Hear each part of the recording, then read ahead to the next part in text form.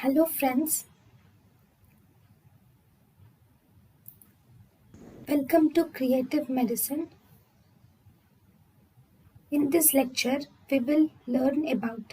Hello friends, let us now learn some important points about potassium sparing diuretics. Potassium sparing diuretics are work by two mechanisms. We will see the classification in this class. Those which block epithelial sodium channels,